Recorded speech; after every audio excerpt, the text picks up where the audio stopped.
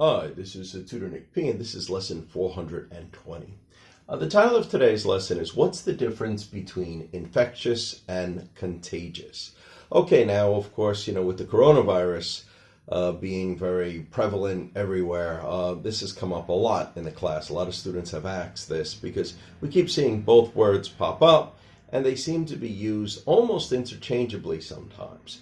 So this video is to really distinguish the difference between them and when you might use one or maybe possibly not use the other one. Okay, so let's take a look at the note here.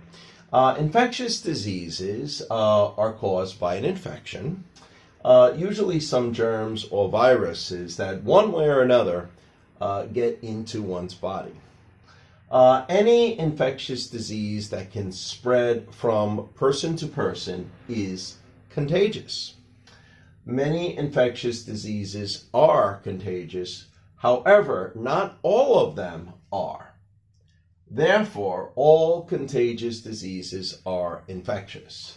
But all infectious diseases are not necessarily contagious. Okay, so try to get that point down right away. So if it's contagious, it will also be infectious, no matter what. But if it's infectious, it's not necessarily contagious. Okay, let's continue. Okay, good. All right, so a good example, here we could say here. An example, for example, some animal and insect bites may be infectious, but they may not be contagious.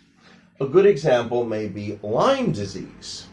If someone is bitten by an infected deer tick, that person could suffer from that disease, Lyme disease. But another person cannot catch the same disease by being near that person or touching things that person touched. And of course, it cannot be airborne, breathing in the same air. No. So therefore, it is an infectious disease, but it is not contagious. All right, let's continue. The common cold, the flu, SARS, the coronavirus, were all contagious.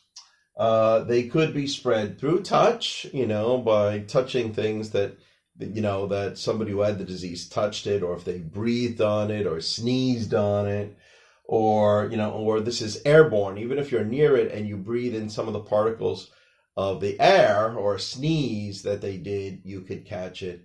Of course, some diseases could be possibly contagious through forms of sex, through kissing and so on. All right, let's continue.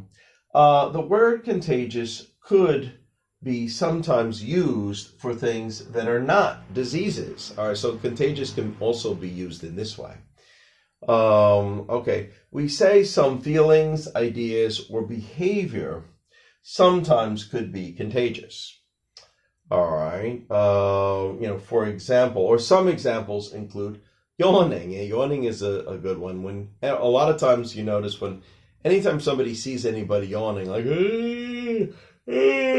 something like that, it often makes people want to yawn. So we often say yawning is contagious. Sometimes laughter could be, if there's a lot of people laughing, it almost makes you feel like laughing too.